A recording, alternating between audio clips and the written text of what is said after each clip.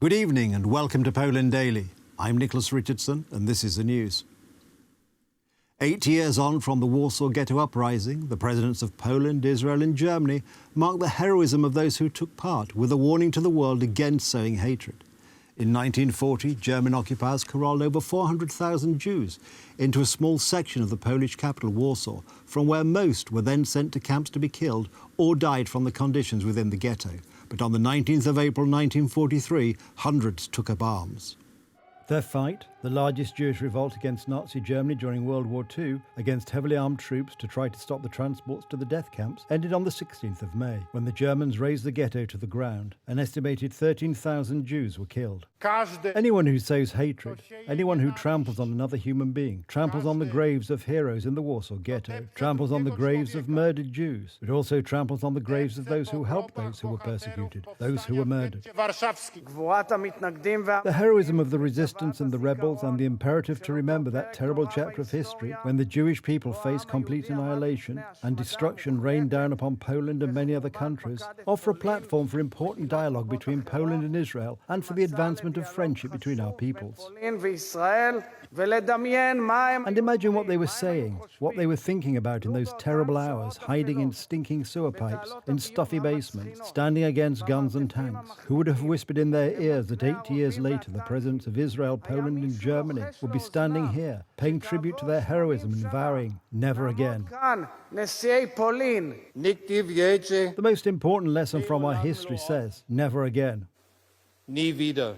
Nie wieder, das bedeutet... Never again. That means that there must be no criminal war of aggression in Europe like Russia's against Ukraine. Never again. That means we stand firmly by Ukraine's side, together with Poland and other allies. An der Seite der Ukraine. Mateusz Morawiecki, the Polish Prime Minister, has honoured the bravery of the Warsaw Ghetto insurgents on the 80th anniversary of the uprising by laying flowers at a plaque commemorating the Polish underground Home Army fighters who helped the Jews in their struggle. It was a fight for a cause that was also the most important to them because Jews constituted a part of Polish society during World War II. So Polish soldiers also contributed to this uneven fight. Let us first pay tribute to the heroic fight of Jewish insurgents, Jewish boys and girls, who in a desperate situation took up arms so that, in fact, they could choose the way they died. As this can be said about their chances, about the total lack of any balance of power between them and the German occupier, the German criminals.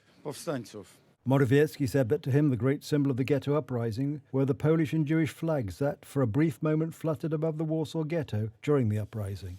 The insurgency, which lasted until the 16th of May 1943, was a symbolic act as it had no chance of success. In an uneven struggle, the poorly armed fighters of the Jewish Combat Organization and the Jewish Military Union took on the might of the SS and Wehrmacht forces, the security police and their auxiliaries. The uprising, which cost the lives of about 6,000 insurgents, ended when its then commander, Mordecai Anielewicz, together with a group of Jewish Combat Organization soldiers, committed suicide in a bunker at 18 Miła Street.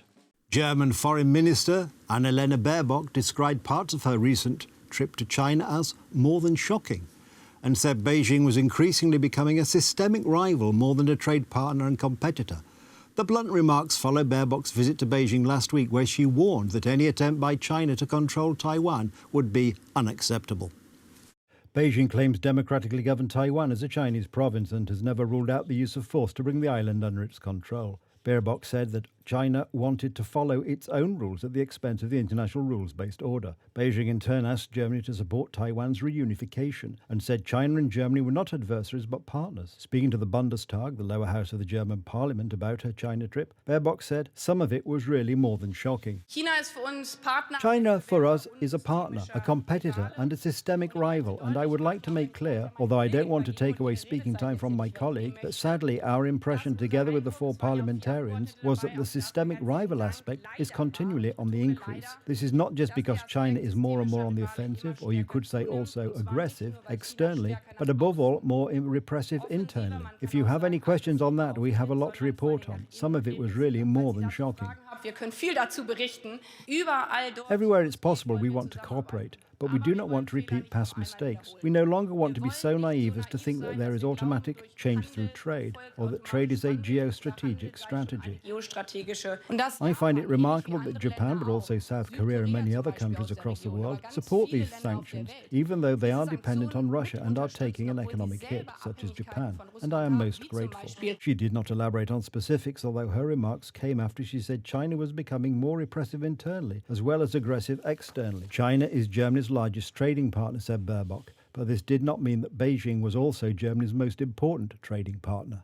On Tuesday, the European Parliament approved sweeping reforms to make EU climate change policies more ambitious, including an upgrade of the bloc's carbon market that is set to increase the cost of polluting in Europe.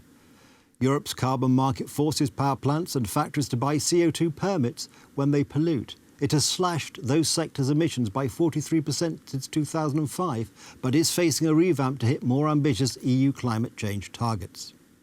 Parliament is closed. Congratulations.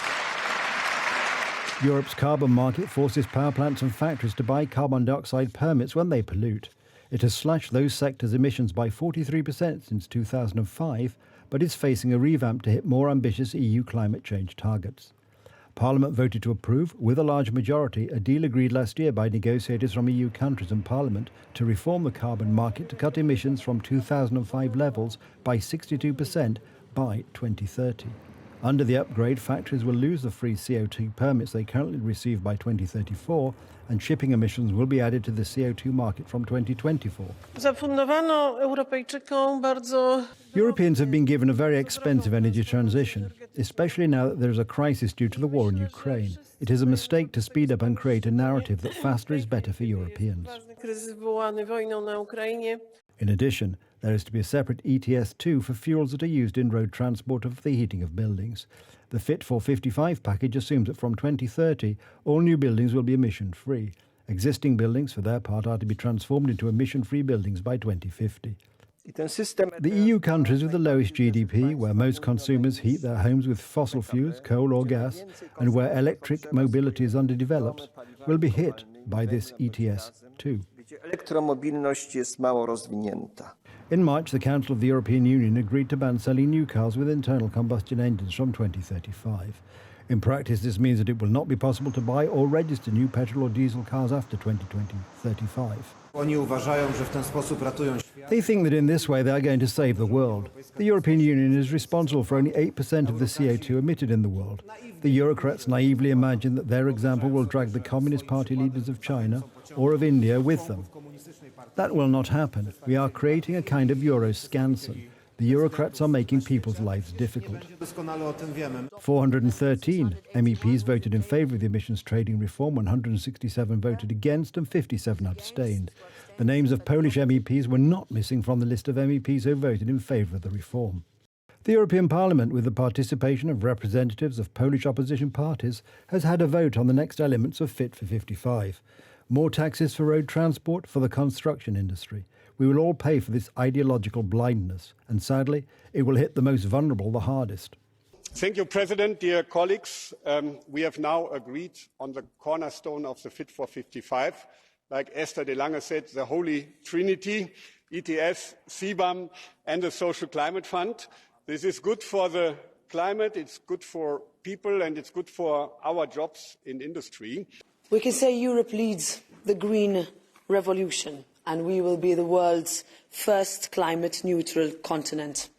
And the deals on the reform of the emissions trading system, the carbon border adjustment mechanism and the social climate fund are all central and complementary in keeping the European Green Deal on track. These laws will put a price on the carbon we produce, and it means that the most polluting industries will have to increase their emission reduction targets. It will also put a price for non-EU producers, providing a level playing field so that we will not leave our industry at a disadvantage vis-à-vis their external competitors. They will also need to pay for their emissions if their products are to be sold in Europe. And with the help of the Social Climate Fund, amounting to an estimated total of 86.7 billion euros, this will ensure that the climate transition leaves no one behind We have to make this transition together. Lawmakers also back the EU's World First plan to phase in a levy on imports of high-carbon goods from 2026, targeting imports of steel, cement, aluminium, fertilisers, electricity and hydrogen. The laws still need final approval from EU countries who will assess them in the next few weeks. That's the news. Thank you for watching. Stay with us with the weather, Poland Daily Business and more programmes. But from me, it's have a good night and a better tomorrow.